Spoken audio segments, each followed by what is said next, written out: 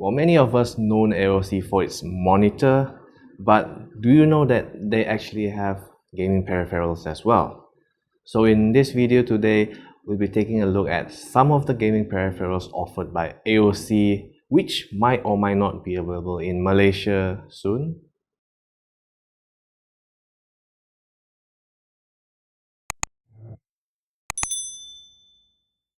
Now, starting off with the ascending model, which is GM200 and GK200. Oh my god.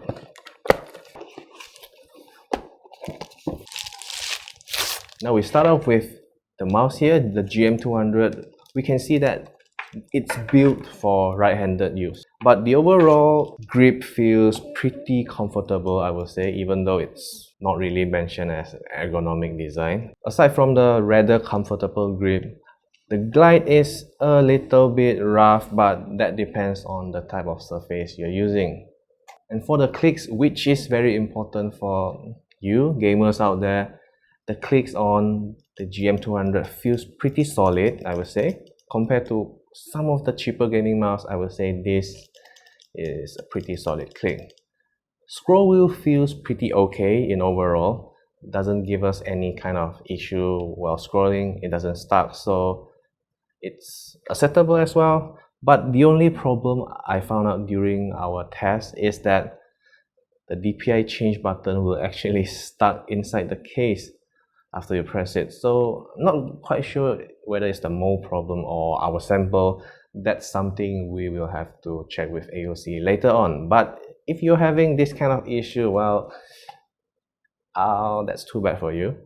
Okay, so that's pretty much it for our quick overview of the GM200, and let's move on to the GK200 right here. So for the GK200, just in case if you wonder, this is actually a membrane keyboard. And why is that? Seriously, because nowadays most of the people out there are formed with mechanical keyboards due to being affordable as compared to a few years back then. People start to, shift their focus away from membrane keyboard and rather just focus on these affordable mechanical keyboards.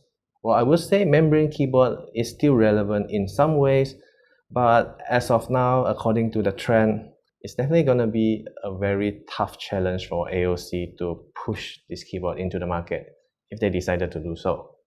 Feature-wise, well, you don't expect any kind of fancy key rollover on the GK200 because you can only find acceptable key matrix or certain areas. So it might be limited to some users out there who are looking for very specific key matrix.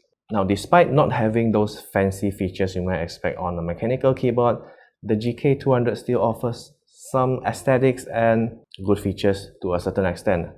For one, the floating key caps design, which is quite popular for some users. Yes, if you're looking for this kind of design but not really keen in spending a lot more money on expensive mechanical keyboards, this might be the option you can look into. And of course, the typing feel is pretty decent as compared to some of the membranes keyboard I have back at home. So the bottoming doesn't feel as hard as the older ones I have, and it's actually very decent to type on. And let's not forget about the wrist rest. Unlike some of the wrist rests we've seen nowadays, which is like screwed to the keyboard, this is actually a magnetic detachable wrist rest. Okay, so now that we are done with the 200 series right here, let's move on to the supposed higher end models, the GM500 and GK500. Okay, so now we have both the GK500 and GM500 on the table. Now let's look at the GM500 first. So this is the supposed higher end model for AOC's gaming mouse. From its design and the curve, I must say this is a very uncomfortable mouse to hold on, especially if you have big palms like me. I don't know whether if people with smaller hands will like this mouse, but from the flat front design right here, if you can see the angle, I can say it's definitely not gonna be on my table anytime soon because It's very uncomfortable. And just in case if you think this is comfortable for you, well, the glide is actually much better than the GM200 just now, as it feels less scratchy when it's gliding on a gaming mousepad. Click wise, well, still pretty solid, but at least the middle button right here for changing DPI doesn't stuck like the GM200, so that's hit and miss, I would say. So that's pretty much it for the GM500, because I don't think there's any other special thing I can really highlight about the mouse. So let's take a look at the GK500 right here. So out of the box, you can get, of course, the keyboard itself, and surprisingly, a set of WASD keycaps for you gamers who likes to have, something different on your keyboard. Even though we know that all this stuff are actually OEM products, but at least it's still good to see that AOC did include something extra, which a lot of those OEM products will not include together with the keyboard. So for the keyboard, the overall construction is okay. It's quite solid for such a cheap keyboard, as of being an OEM product. The overall design is surprisingly clean, unlike a lot of the OEM product we've seen that actually comes with some inconsistencies, I would say. So that's a good job for this keyboard. That aside, you also find the same cheap ABS double shot keycaps you'll find on a lot of affordable mechanical keyboard nowadays. So it's still better than those keyboard from the past, which they only coated with layer of paint and then laser cut the legends onto the keycaps, which in the end will fade out after some times of usage. As for the switch, well, it's still the same old Ultimate switches like any other of the cheaper keyboards. Though I don't know whether they will come with any other type of switches, because the sample we got right here is the blue Ultimate. Functions keys wise, you get the same old window key locks, RGB lighting adjustment, color cycle, brightness, and of course multimedia keys for controlling audio and etc.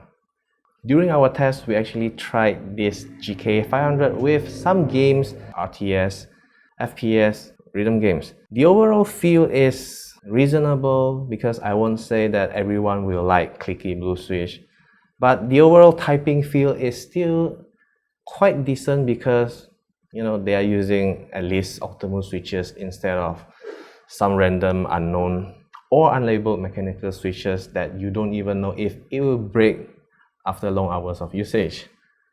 Other than that, there's also one thing which I personally like, is the wrist rest.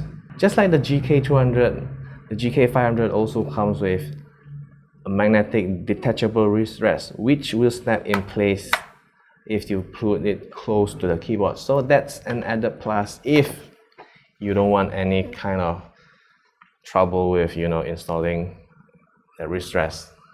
So now that we have a quick overview on all the AOC peripherals we have right here, I would say that it's not actually super products, because it's obviously that you now in front of the monitor watching this video know that they are all OEM products.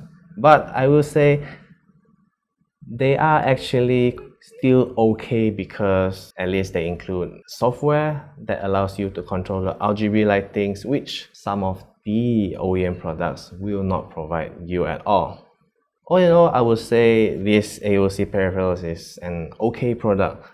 For the GM200 and GK200 pair, I would say the GM200 is a reasonable choice if the DPI button is not really an issue at all. As for the GK500 and GM500 pair, well, sad to say, the mouse is really bad, and it's definitely something I will never consider at all. But the GK500 is something that's actually worth to consider, because even though it's an OEM product, they actually put in some effort right here, which you will not usually find on those cheap OEM stuff. So yeah, that's pretty much all for the video we have for today. And do let us know what do you think of AOC's decision of introducing their own gaming peripherals lineup. Will you buy one or will you not? Do let us know in the comment below, and I'll see you guys in the next video.